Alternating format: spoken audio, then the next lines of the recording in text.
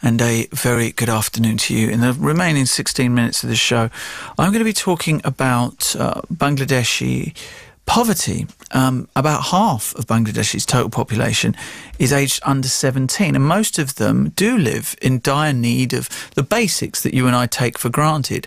Mina Morris set up the charity Orphan Trust to help overcome this.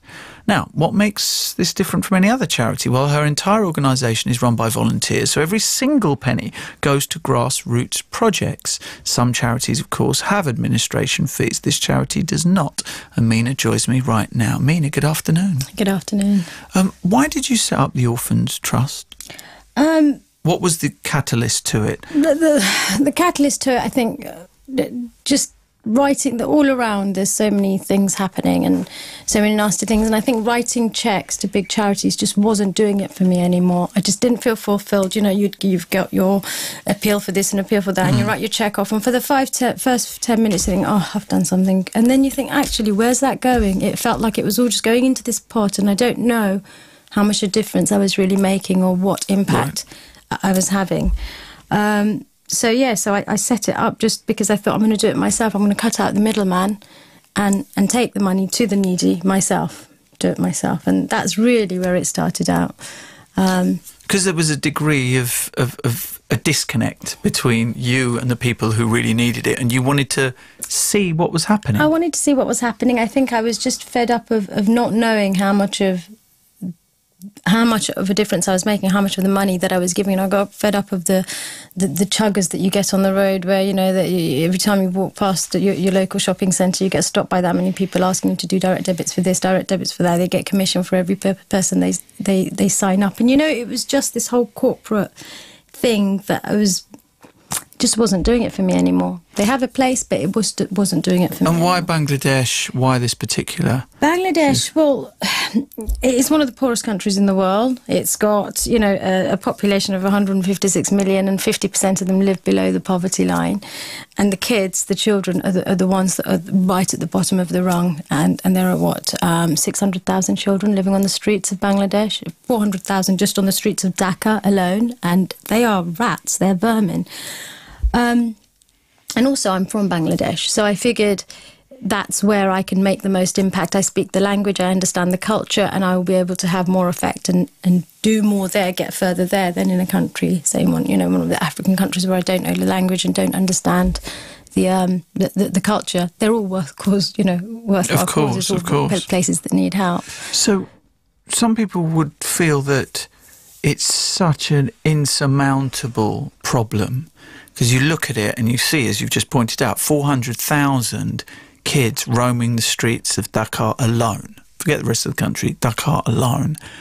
And you think, well, what difference can I make with my couple of £1,000 sounding here? corny, just to know that you've made the difference to one life is surely enough to make you do something. You know, and I know you say it's a huge, huge problem, but there's so much going on and there's so much happening that every little bit you help and every little thing you do is doing something. It's better than doing nothing, isn't it? Absolutely. And, you know, for someone like yourself, Mina, who's, you know, lives in the West and relatively wealthy, when you go to Bangladesh, as I have done, and you see that upper strata of society and how wealthy they are, does that not make you feel angry? Because, again, a lot of British Asians think to themselves, say with Indian poverty, you've got someone like the Ambanis who build this house that's worth tens of millions of dollars, and there are kids sleeping in motorway flyovers,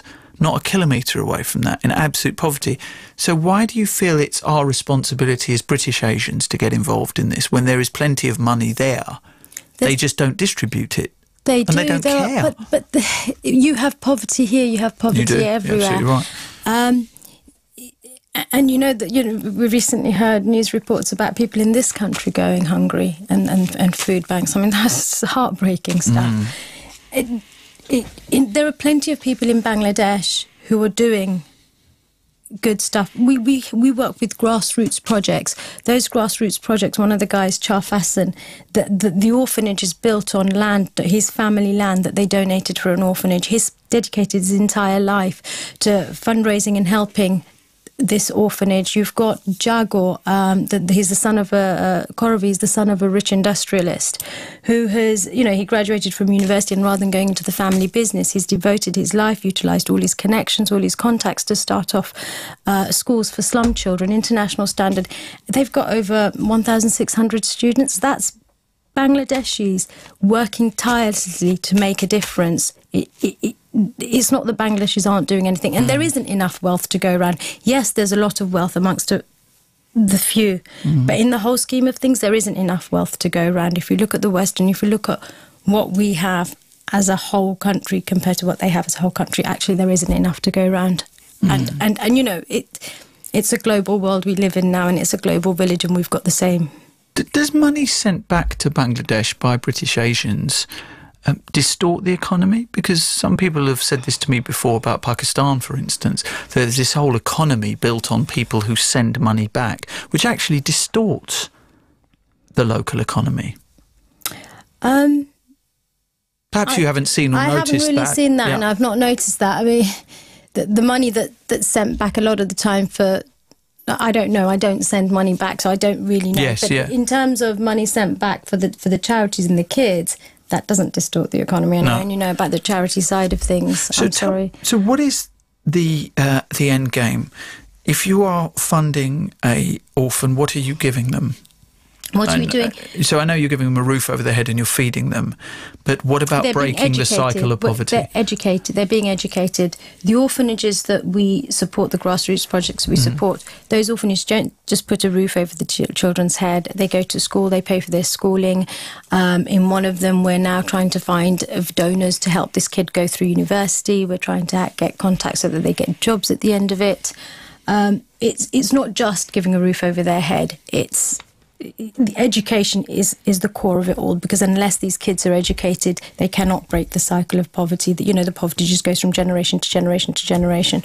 So all of the projects that we're working with,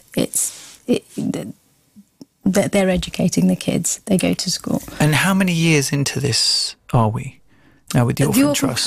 2012 we started. Wow, okay, so we're into our third year, right, brilliant. Yeah, we're into our third year. And it's going to be amazing, isn't it, when the first child graduates from university because of money that I mean, the projects that we've taken on, none of them are newborn projects. They were already existing projects that I came across, and there was a meeting of minds of what they wanted to achieve for the children, what we wanted to do, how we wanted to help.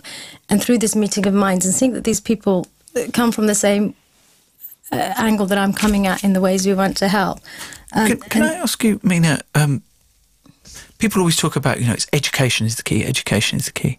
But describe to us, if you can, what that means on the ground, to see a child educated, what it gives them, what chances, what doors it opens for them. It gives them the self-worth, a sense that they have a future, that they have a value, that, the daughter of a rickshaw driver or the daughter of a maid can actually now say, guess what? I can be a lawyer. I can have a job. I can dream to have a career. Is that a realistic expectation? You're not selling them pipe dreams? No, because they're being educated. They're being, Jaguar, they're being given international standard education to counterbalance the disadvantages they've suffered at the outset of life. Streetwise, Anita has housed these kids that have been living on the street, and she's put them into a flat. They're being given really good quality education. It's real stuff. These kids are being given, it's almost like golden dictionary. They're being given a chance to get off the street, to have an education. And once they go, their kids are going to help their kids. They're going to help their families. You make, by helping one child, there's a whole other circle of people that you're helping with that. So it's not just a cliche, education is the key. The education gives them a chance to a future. It gives them a chance to broaden their horizons and see that it's not just a case of begging and litter picking and surviving. There was a charity in India that helped young girls, and I remember being involved with something, a fundraiser for them, and they were saying that just an education alone means they'll marry later. Yeah. They're less likely to get HIV. Yeah. They're less likely to be abused. There is a whole raft of things that happen just by learning to read and write. and learning studies. It's extraordinary. It's giving them the self-worth. It's giving them the feeling of self-worth and understanding that there's more. There's more to life. There's more to life than poverty. Than poverty and struggling and surviving and stealing and begging and all the other nastiness that comes with it. It's And is it difficult working in a country like that where poverty is rampant and corruption is rampant? Or is it actually quite simple? It's actually quite simple. Unbelievably, it is quite simple, and it is so inspiring because there are so many people trying to make a difference. For example, the youth in Bangladesh, the volunteer movement is just awe-inspiring. You've got all these kids, college, university kids, because the alcohol isn't very easy to come by. They don't do nightclubs and pubs. So most of the kids, for a pastime, they're hanging out in cafes and restaurants. And rather than do that, most of them are a part of these volunteer organisations where they go out, they do blanket drives, they hand out blankets. There was this one group of kids from Dhaka University, who'd started off an open-air school for all the kids that live. There's a street community called Manik Mir Avenue, and every day from 6 till 8, they'd go and do this open-air school for the kids. And one of the guys, he was 21, he was so proud that he'd managed to get one of his kids from not knowing how to read or write anything to actually now he was thinking of doing the equivalent of their pre-GCSE exam. But this is what the youth are doing. It is really inspiring how engaged they are. Not all, but a massive majority, how engaged they are in trying to make some difference and trying to bring about change and trying to help those less fortunate. So what projects are you doing here in many ways to connect people from here with people in Bangladesh? We've got a website. We've got basically on the website, I keep all the information updated about all the work that we're doing. When I went to Bangladesh a few weeks ago in November, and lots of people donated wash bags, hats, gloves, scarves. And what I did was every time I gave a child a hat or a glove or whatever, I put it on them and took a photo and put it on Facebook. And it was lovely. The comments that I got from people who recognised, oh my God, that's my child's hat and a glove. And, there were Spurs scarves and Chelsea scarves on little street kids on train stations. Not so care about the Chelsea ones, but the Spurs scarves, that's worth a donation. But it was brilliant. People could suddenly see that what they'd given had gone to somebody who really needed it. And it was a small thing, a hat, a glove and a scarf. But it's a big thing to the child who, in Bangladesh, it's sort of 7-8 degrees at the moment, which is freezing to the locals. And these kids are running around without shoes, without anything. So just to have a hat and a scarf. But that connection, the feeling of the connection that people had. So we're trying to keep it personal in that we're a small charity, and I know the projects that we work with very well. And I keep people updated on what's going on. If people want to know where their money's going and what's happening, they can know that's the connection. And they want photographs, they want more information, they want to talk to them. I can set it all up because I know these projects and I know them very well. Are the children aware, this might sound a little bit patronising, that these people in this completely different country that they've never met who care about them? Yes, they are aware, and they love it. They love the fact that there are people.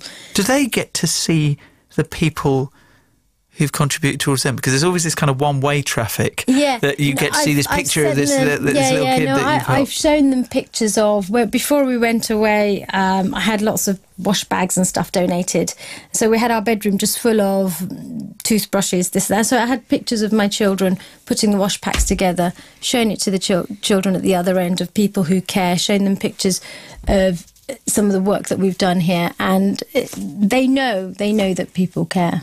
So, and is that in itself a source of confidence for the kids? The fact that somebody they've never met before is looking out for them? Yeah, it is a source of confidence. I've had quite a few requests. I haven't got around to sorting it out yet, but I've had quite a few requests of kids asking if we could set up pen pals and writing things. And as I said, we were only in 2 years. Of course. But these are the sorts of things I'd like to do more. Where they want to have more of a connection with the outside world. So, what is your vision for the Orphan Trust? The mission statement. The mission statement. Well, the mission statement is to create a connection between the donor and the recipient. I want people to see the difference they're making, because that's the thing that inspires people to give.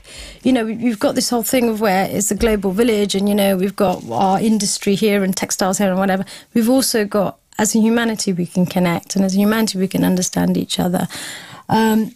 And the fact that we've got these responsibilities and people haven't. And it's not just a case of, it's not just a case of giving money or whatever. Potoshishu, one of the other organisations we work with, they just want volunteers to go and help them with the work they do. They want volunteers to go and help them with particular trades, so they have to come with a particular trade? No, not at all. So what kind of volunteering to do? So they want volunteers. So Potoshishu do, they go to deprived areas and they put out a blanket, and for an hour, kids who work on the streets, street urchins, they go onto the blanket, and for them it's 2 hours of sanctuary. They play, they draw, and it's just 2 hours of being kids. They need more volunteers to go and man these little groups, to befriend these kids. And these kids, when they see you've come to spend a couple of hours with them, they're ecstatic to have an attention. One of the little girls was like, please take me home with you. You can't. That's heartbreaking. But yeah. But, it's not just money they want. They want experience. The groups, they want experience. They want volunteers. Okay, well, look, we've got about 8 seconds left, so quickly, the website address. www.orphantrust.co.uk. Mina, thank you so much for joining us today. Sounds like a fantastic thing that you're doing. And have a great weekend. Thank you very much. And have a great weekend to you listening to the BBC Asia Network. Stay with us.